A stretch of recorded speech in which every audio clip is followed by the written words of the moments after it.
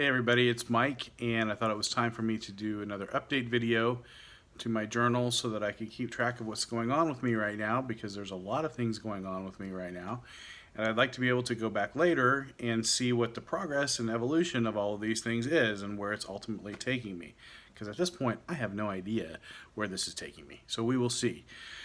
Yesterday was my first visit with a neurologist at KU Hospital here in Kansas City, Kansas. Now, I live on the Missouri side, but for those of you who don't know, Kansas City is split in two. So there is Kansas City, Missouri, which is the larger metropolitan area. The downtown area is located in Missouri. The sports teams, two of them, baseball and football, are located in Missouri. And on the Kansas side, you have a little bit smaller population, but it's a very nice area to live, and for the most part, good people over there in Kansas. Well, KU Hospital is located just across State Line Avenue from the Missouri side. So there's literally a street in Kansas City that splits the two sides of town. And KU Hospital is located on what's called Rainbow Boulevard, which is on the Kansas side. So there you go.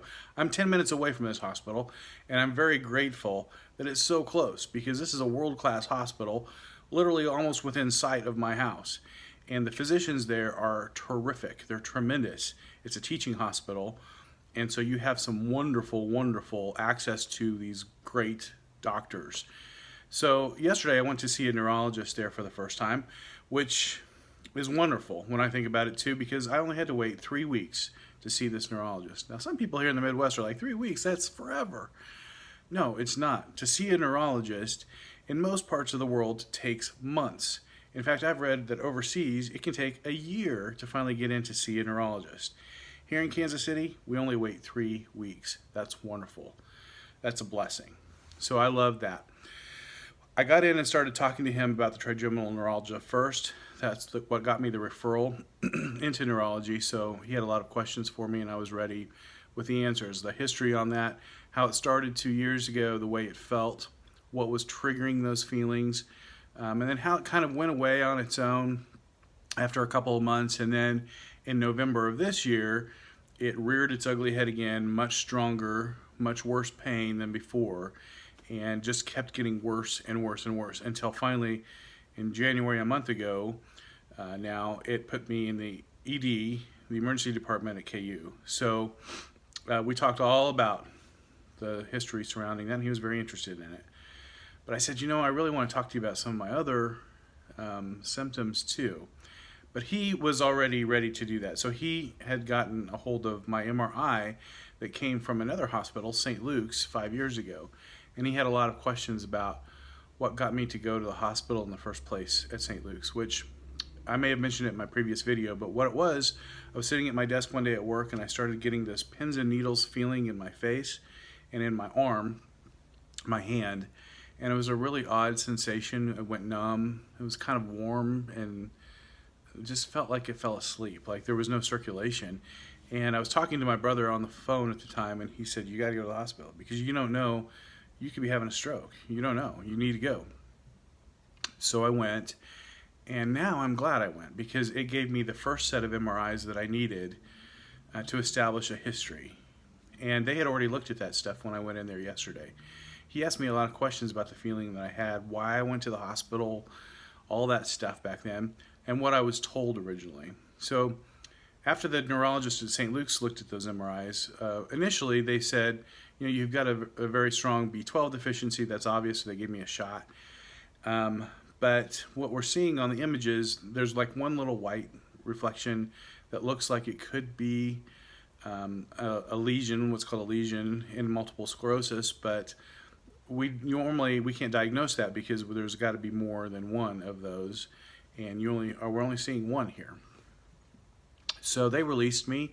She said, now within a year or two, you may want to come back and get another MRI just to be safe, so you can tell if there's anything else that's actually going on. Well, I didn't do that because I felt fine. I wasn't having symptoms, and so I didn't think anything more of it. But actually, I was having symptoms, and I wasn't putting them together as symptoms, because as things would happen to me, I would think, well, I'm getting old. I'm in my late 40s now. This is just another weird feeling that my body is having these days. And I didn't realize that they could be something else. So I had a whole list of things like a couple years ago, again, my right arm this time and my foot both fell asleep for 2 months, and they gave me that same pins and needles feeling for 2 months.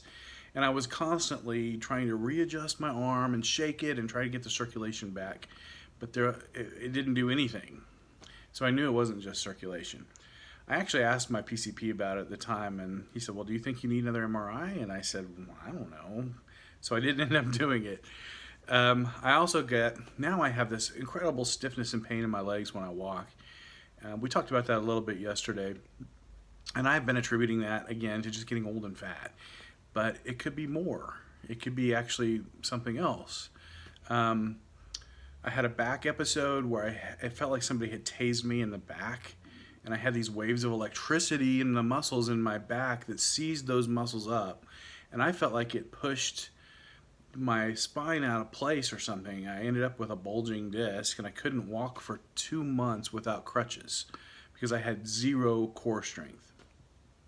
So at the time I thought, well, I've got a bad back, not thinking that the muscles were actually the contributing thing. That feeling of that electricity was the problem.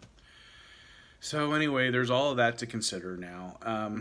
Then they did all of the what you call objective testing on a neurology patient so that they can see what your actual physiological responses are and if they're corroborating what you as a patient are telling them, which is subjective in nature. So everything you tell your doctor is kind of subjective. It's your opinion, it's the way you feel.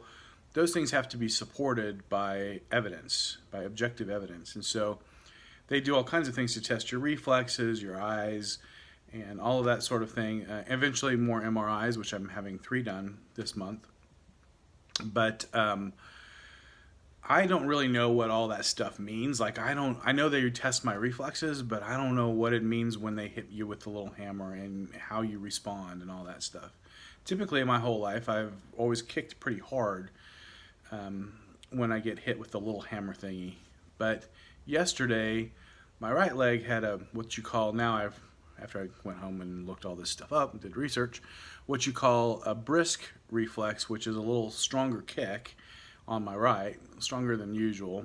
That's what I'm used to. But on my left, there was like no reflex, nothing happening at all on my left.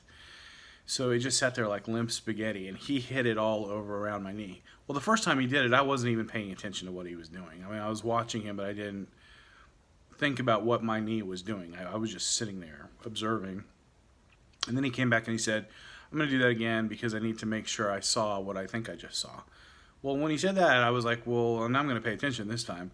So he did the right leg again, and I saw the reflex. And then when he did the left leg again, the second time, there was nothing. There was no response. It just sat there. Again, I didn't know what that meant. So I even asked him, well, what does it mean with these reflexes? But he didn't tell me. He just kept doing his testing. He did a thing on the bottom of your foot, too, where he rubs your, like a thumb or something along your foot. I didn't know what that was. They did it to me before, but I didn't know what it meant until I went home and looked that up.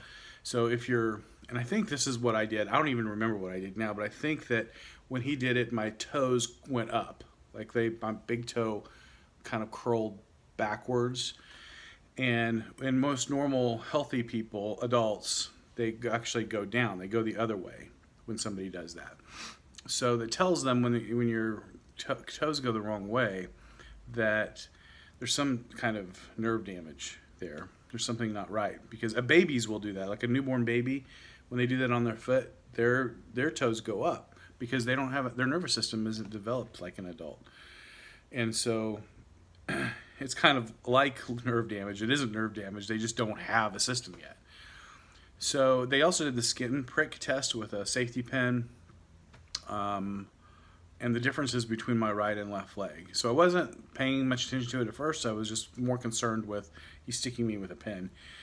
But I realized, yes, it felt like a pin prick on my right.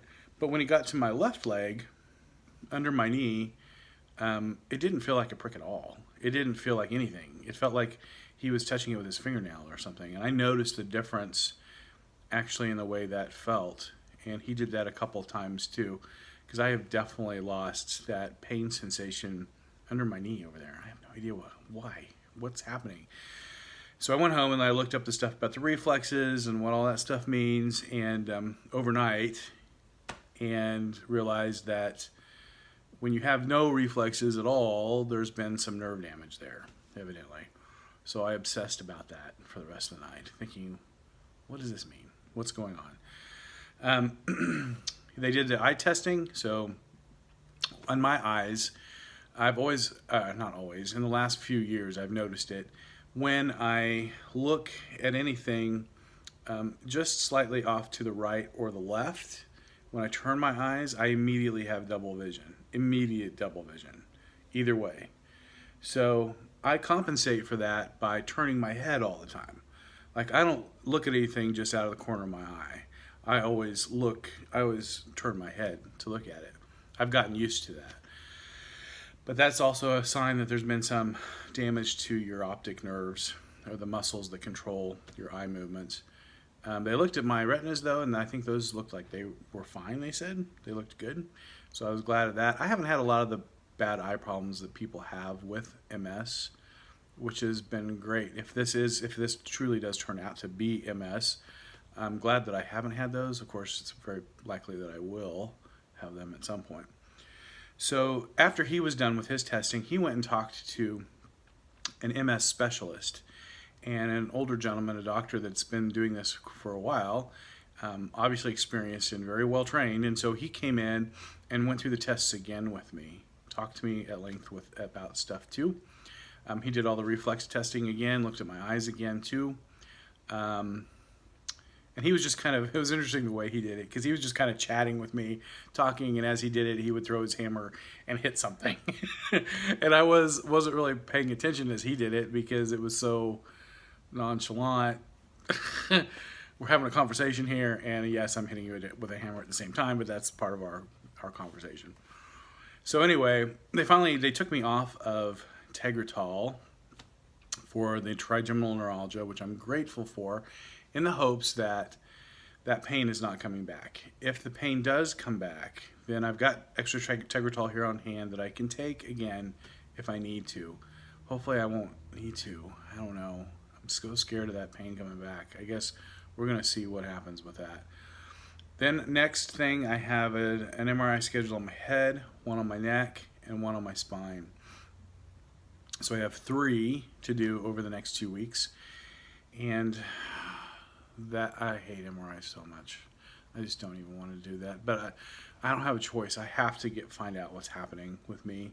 So hopefully they can make me as comfortable as possible so that I don't seize up on that bed, because my muscles, when I lay on my back, my muscles immediately just clench up like little balls, and it is so painful. So anyway, we'll see how that goes. But I'm looking forward to it just because I need the diagnosis. I need to finally know, is this multiple sclerosis or not? They are fairly convinced at this point this looks like multiple sclerosis to them, they said. So if it does turn out to be that way, once their objective tests are done and they say, hey, yeah, this is multiple sclerosis, then we can talk about medicines and get me on track for treatment, which I really want. Even now, I'm having some weird symptoms, I gotta say. Like last night, of course now I'm noticing it because we just talked about all this, but today and last night I was getting this feeling like this mild, it feels like a mild electrical charge in my scalp, like under my, it's under my skull. That's the way it feels. Like it's a little vibration almost under my skull. It's such a weird feeling, and I've only had that feeling in the last couple of years. It comes up periodically, so it's probably related to this too, and I probably should call the doctor and tell him, but I will definitely tell him next time I see him that this is happening too. I don't know, some vital nerve in my brain is probably getting eaten away right now, and tomorrow morning I'm not going to be able to walk or something. This is so ridiculous. So MS sucks. It's a bad disease. I feel so much empathy for the people out there who live in pain every day, because pain is horrible.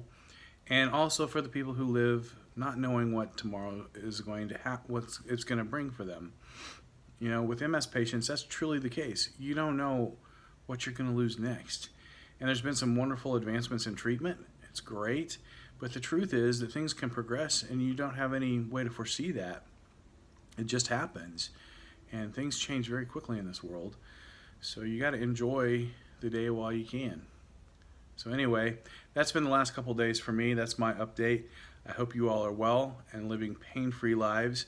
And if you have pain in your life, please don't let it control it. Please continue enjoying your life to the extent you possibly can.